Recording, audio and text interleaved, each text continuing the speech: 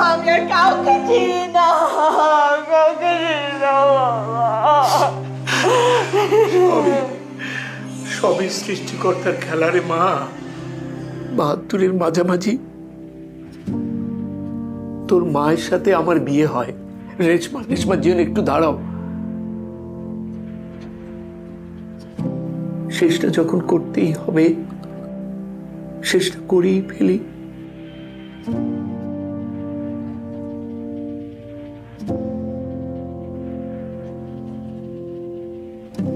বাবা, তারপর কি হলো? বাচ্চাটার কোনো খোঁজ নিলে না?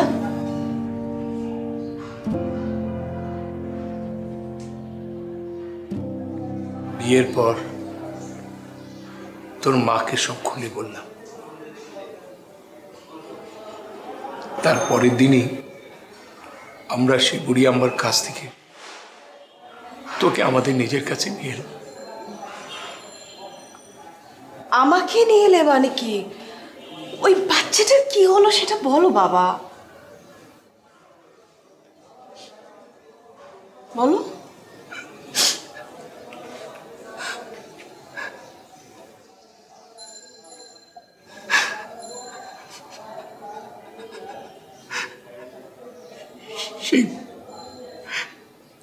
সেই বাচ্চাটা কেউ না রে মা। সেই বাচ্চাটা বলে তুই।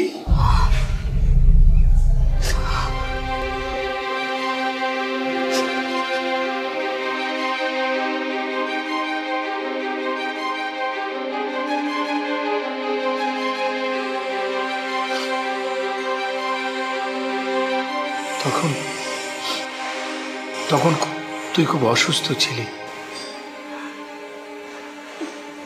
অপুষ্টিতে শুকিয়ে কাটছিল তোর শরীর। তোকে ভালোভাবে সুস্থ করে তোলার বাসনায় তোর মার কোনোদিন তার পেটে বাচ্চা নেয়নি।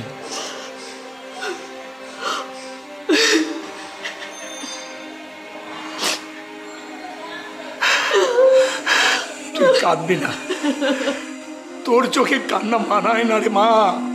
তুই একজন বীর মুক্তিযোদ্ধার মেয়ে। তোর শরীরে যখন শক্তি ছিল না তখন ৯ মাস তোর মায়ের পেটে যুদ্ধের ডামাডোলে যুদ্ধ করে ওই আর্মি ক্যাম্পে তুই জন্ম নিয়েছিস। তোর চোখে কান্না মানায় না। তুই আরেকজন মুক্তিযোদ্ধার আদরে লালিত পালিত হয়েছিস।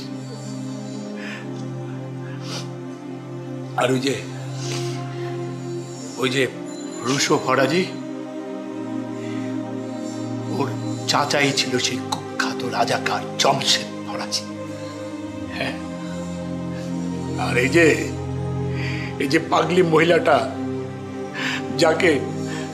যাকে তোর ঘৃণা লাগে, যাকে আমার বাড়িতে আশ্রয় দিয়েছি বলে তোর আমার উপর অনেক রাগ, যে পাগলি মেয়েটার কেউ না, সেই তোর গর্ভধারিণী মা।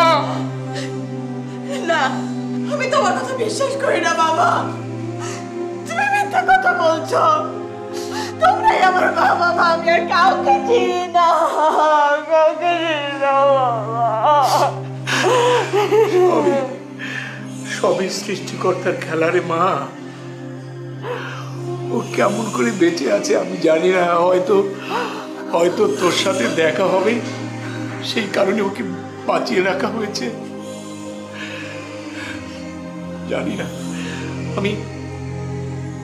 আমি এক মুহূর্ত দেখেই তাকে চিনতে পেরেছি।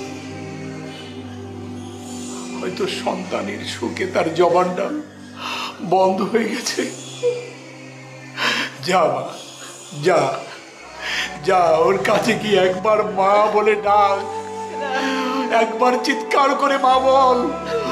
1000 বছরের তার চেপে থাকা ব্যথাটাকে পুষিয়ে দে। যা মা, যা। না বাবা, আমি পারবো না বাবা। তোমরা বাবা। মা, যুদ্ধের মধ্যে তোর জন্ম হয়েছে। হ্যাঁ, যুদ্ধ থেকে ফিরে এসে আমি তোর নাম দিয়েছি, বিজিত হয়ে নাম দিয়েছি জয়িতা। আজকে তোর জয়ী হতেই হবে। হতে হবে না, হতে হবে। যা মা, যা। যা